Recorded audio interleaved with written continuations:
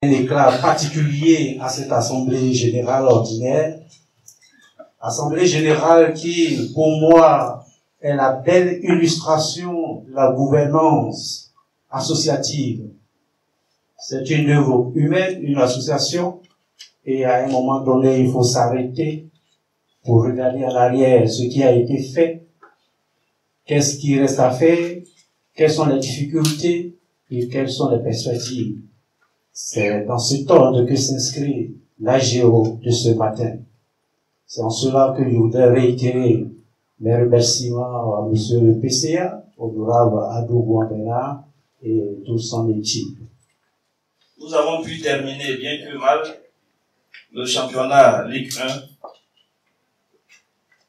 et cela pour la 8e année consécutive sous l'ère du PCA Adoumoua Bernard. Ce n'est pas évident pour un club de rester dans l'élite pendant toutes ces années. Donc ça aussi, c'est à saluer.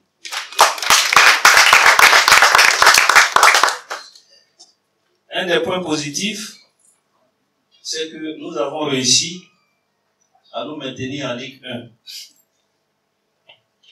C'était difficile, mais ce maintien est dû à la baraka, comme on le dit, parce que nous avons bénéficié, pas forcément nous, mais il y a une décision qui est tombée et qui nous favorise et qui nous permet de nous maintenir en Ligue 1. Sinon, nous avons terminé en 13e position sur 14. Le premier point négatif, c'est que depuis ces 8 ans où le PCA Adoumoua Bernard est à la tête de l'Asie, nous avons enregistré les pires résultats sportifs. Aussi, il faut noter la non-implication des cadres de la région autour de l'équipe, malgré les nombreux appels. Aussi, après les élections de la FIF, nous avons souffert dans notre peau. Le comité exécutif à sa tête, l'honorable Adoumoua Bernard et nous-mêmes, à travers les mauvaises critiques, les critiques infondées à l'endroit du comité exécutif. Les gens qui ne venaient pas aux informations, qui nous insultaient, qui nous vilipendaient dans la ville comme sur les réseaux sociaux. Il y a aussi les grèves sans fondement de nos athlètes qui étaient manipulés par des mains extérieures. Au même moment où certains clubs traînaient 4 mois, 5 mois de salaire, je ne les citerai pas ici, nous qui devions seulement 1 mois de salaire, on a vu nos joueurs arrêter les entraînements. Et je pense que pour 80%, c'est ce qui nous a donné ce résultat que nous avons eu de nous classer à la 13e position. Mais, comme le président l'a dit, nous allons nous baser sur ce qui s'est passé, ne pas que cela arrive encore avec les nouveaux joueurs que nous allons recruter. Et pour votre information, nous avions 39 joueurs sur notre effectif. Mais sachez que plus de la moitié de ces joueurs seront libérés. Parce que nous voulons des joueurs, nous ne voulons pas des syndicalistes. Il y avait aussi la suspension continue de notre stade, mais comme la bonne nouvelle est tombée hier, je pense que ça sera derrière nous, ça sera un ancien souvenir. Hier, l'équipe est arrivée, ils ont fait leur visite, et nous avons eu un avis favorable pour que la vie soit sous réserve de la confirmation par la Ligue professionnelle de football. Déjà, nous pouvons nous réjouir que pour la saison 2022-2023, l'Asie va retrouver le football ici. L'Asie aura un nouveau staff technique dirigé par un nouvel entraîneur qui est ici même à cette Assemblée générale. Et je pense que c'est l'honorable qui doit donner l'information. Le nom du nouvel entraîneur. Mais qui se nomme Aboua Franck, de tout à l'heure. Je présenterai à tout le monde. Vous avez été sélectionné de par vos capacités de conduire le club à de bons résultats. Vous avez discuté. Ce jour, je vous présente devant toute la région indubitable pour que désormais vous devez diriger le club. C'est sûr. Je me permets de vous remettre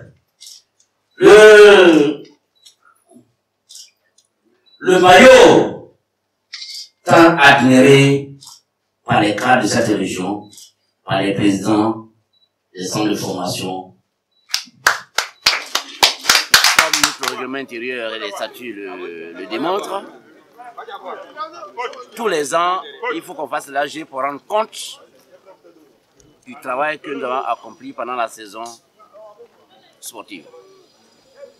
Aujourd'hui, c'est le jour que nous avons choisi pour rendre compte à la population du travail que nous avions fait.